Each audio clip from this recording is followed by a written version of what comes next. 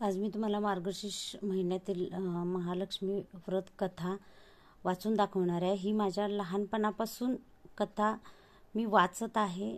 असंच पुस्तक होतं, त्यामुळे दुसऱ्या पुस्तकातील कथेमध्ये थोडा बदल झाला तर ते मला वाचायची इच्छा नाही होत, म्हणून हे महालक्ष्मी कॅलेंडरमध्ये ही जी कथा आहे तंतोतंत जी मी लहानपणापासून वाचत होते ती आहे, त्यामुळे मी तीच नेहमी प्रेफर करते। लक्ष्मी व्रत असे करा। श्री लक्ष्मी व्रत द्वापार युगातील गोष्ट। त्या काळी सौराष्ट्र देशामध्ये भद्रश्रवा नावाचा राजा राज्य करीत होता। तो मोठा विद्वान व वेदांत जाणणारा होता। त्याच्या राणीचे नाव सुरचंद्रिका असे होते। त्यांना 7 पुत्र व शांबला नावाची एक कन्या होती। राजकन्या एके दिवशी आपल्या मैत्रिणींसह नगराबाहेरील उद्यानात विहार करीत असताना राजवाड्यामध्ये एक चमत्कारिक गोष्ट घडून आली। त्या दिवशी लक्ष्मीच्या मनात आले की आपण राजवाड्यात जाऊन सुरचंद्रिका राणीस प्रजेच्या कल्याणासाठी लक्ष्मी व्रताची आठवण करून द्यावी। त्यामुळे माझे वास्तव्य राजवाड्यात राहून राजाकडून प्रजेचे कल्याण होईल, अन्यथा मी सामान्य माणसाकडे वास केल्यास फक्त एकट्याचा फायदा होईल। म्हणून जनकल्याणार्थ राजवाड्यात राहणे बरा असा विचार करून लक्ष्मीने एका वृद्ध स्त्रीचे रूप घेतले।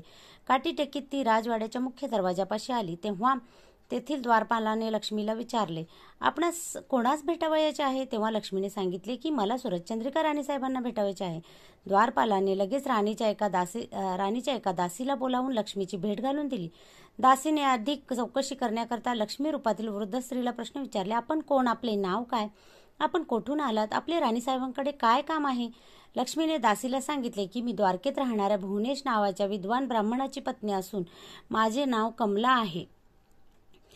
मी येथे येण्याचे कारण तुला थोडक्यात सांगते, ऐक। तुमची सुरचंद्रिका राणी मागच्या जन्मी एका वैश्याची पत्नी होती। तो वैश्य दरिद्री होता, त्यामुळे नवरा बायकोचे वारंवार तंटे होत असत। एके दिवशी भांडण करून ती घराबाहेर पडली व रडत रडत भटकू लागली। ते पाहून मला तिची दया आली। तिची विचारपूस करून तिच्या दुःखाचे कारण ऐकले व तिचे दारिद्र्य दूर होण्यासाठी तिला लक्ष्मी व्रत करण्याचा उपदेश केला। लक्ष्मी व्रत कसे करावे याची तिला माहिती सांगितली।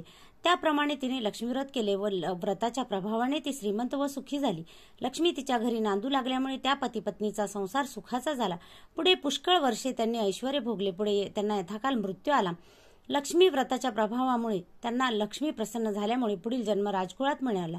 मागील जन्मी केलेल्या लक्ष्मी व्रताच्या प्रभावामुळे सुरचंद्रिका राजघराण्यात सर्व ऐश्वर्य भोगत आहे, परंतु लक्ष्मी व्रताचा आता तिला विसर पडला आहे। म्हणून सुरचंद्रिकेस लक्ष्मी व्रताची आठवण करून देण्यासाठी मी येथे आले आहे। हे सर्व त्या दासीने ऐकल्यावर तिला मोठे कौतुक वाटले।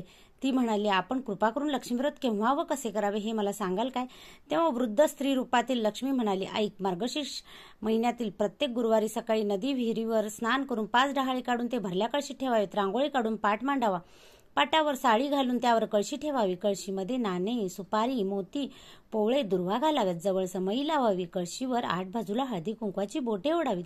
लक्ष्मी नमः म्हणून पूजा करावी। तुपाचे निरांजन ओवाळावे। पिण्यासाठी वाटीमध्ये दूध ठेवावे व पुऱ्या लाडवाचा नैवेद्य दाखवावा। काही फळे ठेवावीत। पैसा, सुपारी, दक्षिणा, विडा ठेवावा आणि आई लक्ष्मी अशीच येत जा, मुलाबाळांना सुखी ठेव, मला सौभाग्य दे, तुझी पूजा करून घे, सोन्या चांदीचा प्रकाश पडू दे, दूध दुभत्याची लैलूट होऊ दे, माझा नमस्कार तुला पोहोचू दे, तुझा आशीर्वाद मला मिळू दे, भरली घागर घरात राहू दे, तेल तुपाचा दिवा तुला दिसू दे, माझे बोल तू ऐकावे, तुझे बोल मी मानावे, हीच प्रार्थना अशी मनोभावे प्रार्थना करावी। सायंकाळी गायीची पूजा करावी। तिला पुरणवरणाचा नैवेद्य दाखवावा आणि आपण व्रतस्थ राहावे। रात्री जागर करावा। उणे दुने बोलू नये। सकाळी कळशीतील पाणी नदी किंवा विहिरीत सोडावे। 5 डहाळे 5 ठिकाणी टाकावेत आणि ज्या ठिकाणी पूजा केली असेल त्या ठिकाणी हळदी कुंकू व्हावे। अशा तऱ्हेने मार्गशीर्ष महिन्यातील हे व्रत 4 गुरुवारी करावे। आपल्या ऐपतीप्रमाणे दानधर्म करावा। हे सर्व लक्षात घेऊन व्रत कर, तुझे कल्याण होईल। तुला कोणी भक्तीने विचारल्यास या व्रताची माहिती सांग, अभक्तीने विचारल्यास या व्रताची माहिती सांगू नकोस। दासीने हे सर्व मन लावून ऐकून घेतले। नंतर त्या वृद्ध स्त्रीला म्हणाले, आजीबाई, मी तुमचा बराच वेळ घेऊन तुम्हाला थांबविले, याबद्दल मला क्षमा करा। आज जाऊन राणीसाहेबांना तुम्ही आल्याचे सांगते। त्याप्रमाणे दासीने राणीवशात जाऊन एक वृद्ध ब्राह्मण स्त्री भेटायला आल्याचे सांगितले।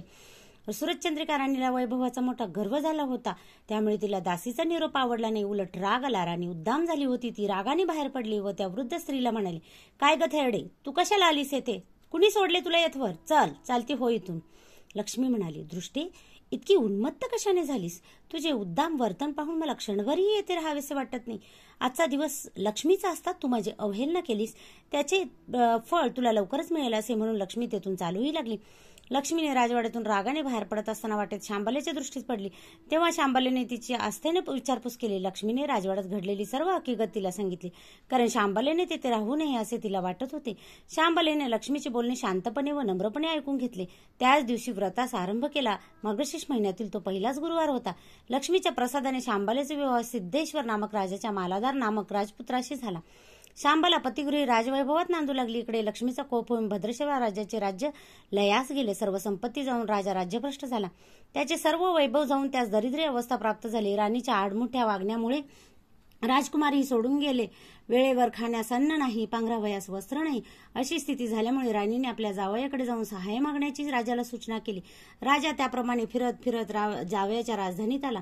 नदीकाठी विश्रांती घेत असता त्याला शांबलेच्या दासीने पाहिले. राजवाड्यात जाऊन शांबलेच्या कानावर घातले.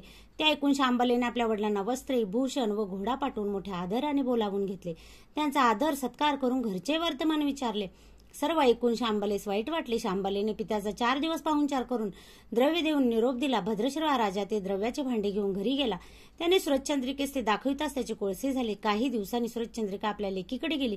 तो दिवस मार्गशीर्ष महिन्यातील 4था गुरुवार होता. शांबला नेहमीप्रमाणे लक्ष्मीव्रताच्या गडबडीत होती. पूजा आटोपून प्रार्थना करीत होती. राणीने ते पाहिले तेव्हा त्या व्रताची तिला आठवण झाली. आपली चूक तिला कळली. तिने लक्ष्मीची क्षमा मागितली व कळकळीने प्रार्थना करून तिने लक्ष्मी व्रतही केले.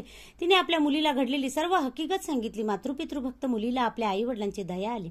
तिने आपल्या नवऱ्याला सांगून आपल्या बापाचे राज्य परत मिळवून दिले व आईला राजवाड्यात पोहोचवले. मग तिचे भाऊही घरी परत आले. राणीने अत्यंत भक्तीने लक्ष्मीव्रताला सुरुवात केली.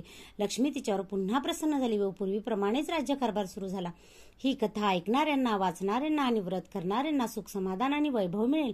वैभव मिळाल्यावर उतू नये, गर्वाने सर्वांना तुच्छ लेखू नये, दानधर्म विसरू नये, म्हणजे राजा राणी जसे सुखी झाले तसे तुम्ही आम्ही सर्व सुखी होऊ.